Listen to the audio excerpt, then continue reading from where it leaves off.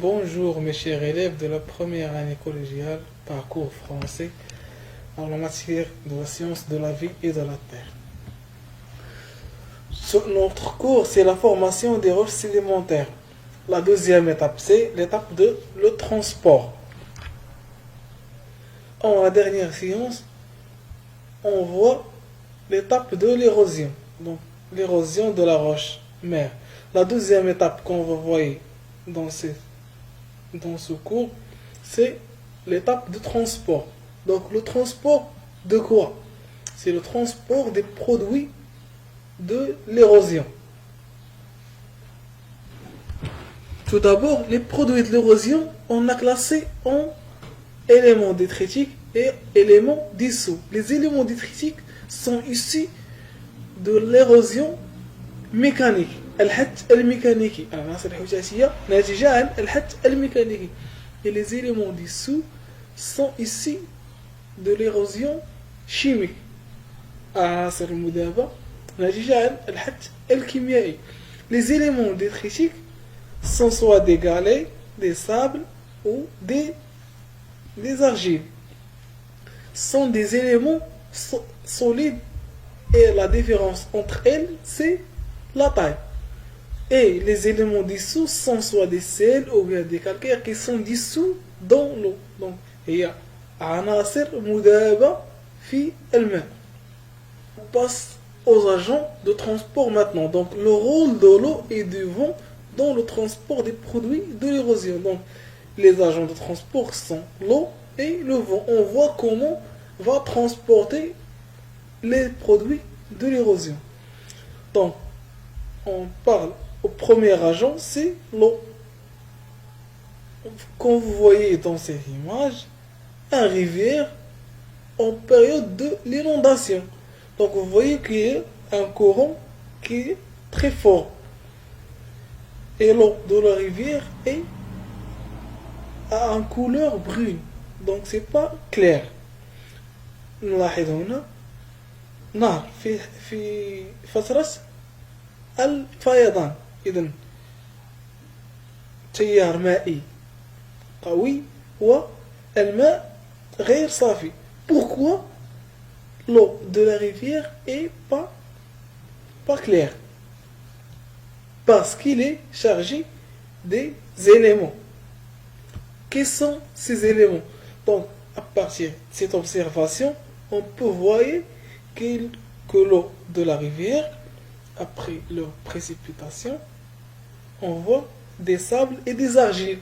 Donc, à partir de cette observation, on constate que l'eau transporte les éléments de l'érosion. Donc, l'eau de la rivière en crue est caractérisée par un écoulement très important et un aspect trouble. Mais النهر في فترة الفيضان يتميز بجريان مهم ويظهر الماء مختلط. إذن après la décondensation de l'eau de la rivière, on constate qu'elle est constituée de particules de différentes tailles. Donc l'eau est un agent de transport. Maintenant, pour mieux comprendre le transport de l'eau, on doit appliquer un modèle. Le modèle est semblable à ce que vous voyez maintenant. Donc, le modèle est réalisable. On peut le réaliser en classe pour expliquer les modes de transport par l'eau. Donc, dans ce modèle, on a des sédiments dans l'eau, on met des sédiments hétérogènes dans l'eau et on applique des quantités de l'eau différentes et on voit le transport des sédiments vers la base de ce modèle.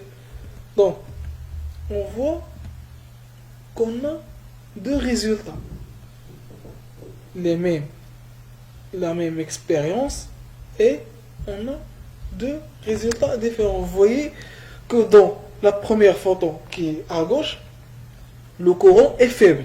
Et dans la deuxième, qui est à droite, le courant est très fort. Donc la différence, c'est que si le courant est faible, juste les particules, les éléments fins qui sont transportés.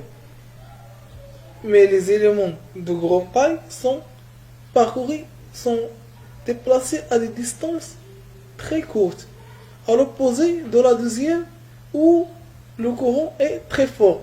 Donc les éléments de grande taille sont transportés à des distances plus loin. Donc on constate que la force du courant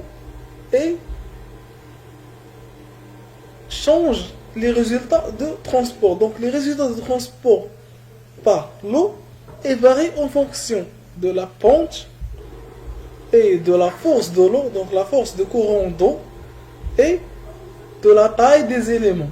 Donc les éléments de petite taille, ils transportent à longue distance, à l'opposé des éléments de grande taille qui sont transportés à des distances courtes par rapport aux éléments de petite taille.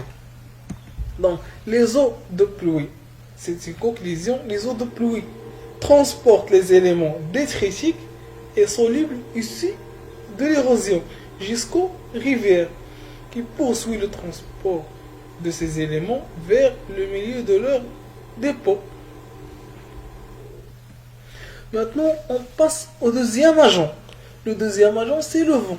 Donc, dans les régions désertiques, le transport des produits de l'érosion est assuré essentiellement par le vent. Donc, dans les milieux désertiques, l'agent de transport principal, c'est le vent. Donc, le transport par le vent, on l'appelait transport éolien. On voit cette photo, c'est un milieu côtier. Et la deuxième photo, c'est un milieu désertique. Les deux milieux, l'agent de transport essentiel, c'est le vent. Le vent qui transporte la sable. Donc le vent, il enlève la sable et le ramène derrière des obstacles.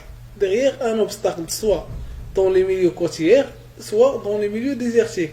Donc, il le ramène et la sable, elle s'accumule derrière ces obstacles et forme des dunes. Nous sommes Koutban Ramliya. Donc, soit des dunes côtières ou bien des dunes dans les milieux désertiques.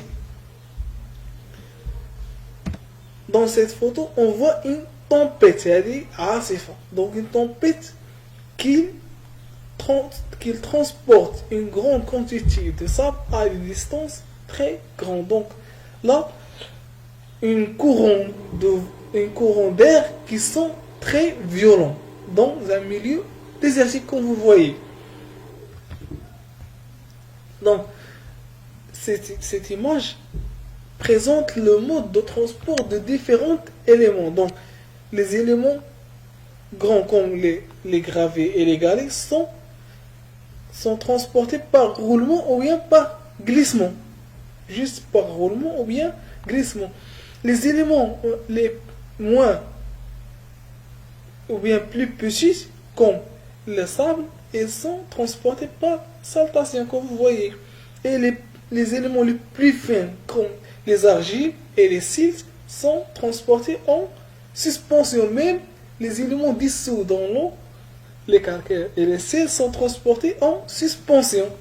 Comme vous voyez, donc, cette image aussi représente les modes de transport. Donc, les galets et les graviers sont transportés par glissement, le sable transporte par saltation et les petits comme les argiles et les sels sont transportés en suspension. Tout dans le même sens du courant. Comme vous voyez, le sens du courant et le même sens de transport des éléments. Maintenant, on va voir comment on doit connaître le mode de transport à partir de l'observation des particules ou bien des éléments de sable. Donc, les éléments de transportés témoignent des conditions de leur transport.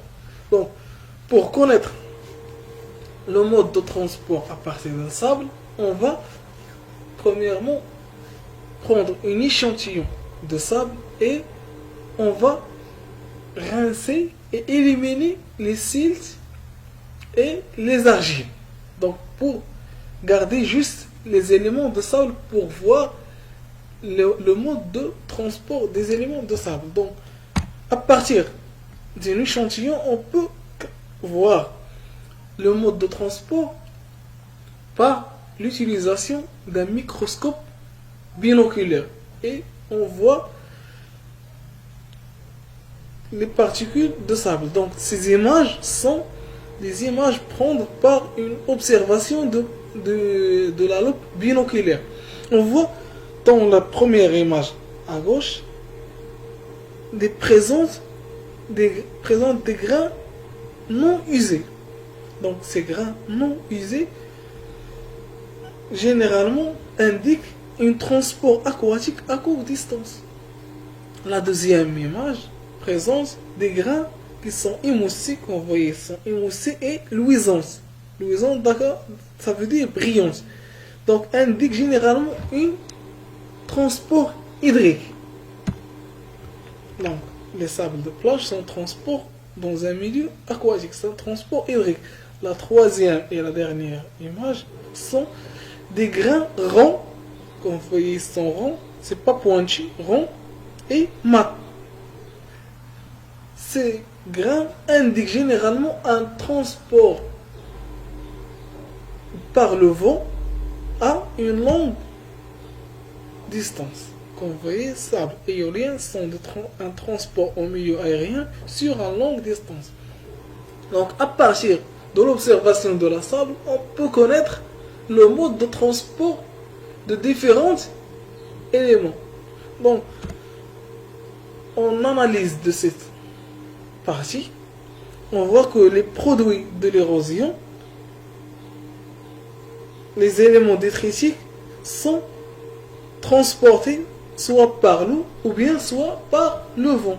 Et on voit que à partir de l'observation des éléments de la sable, on doit connaître le mode de transport. Les éléments dissous sont transportés seulement par l'eau. Donc le transport soit fait par l'eau ou par le vent. Donc la prochaine vidéo, on va parler à la troisième étape, c'est la sédimentation. Donc merci.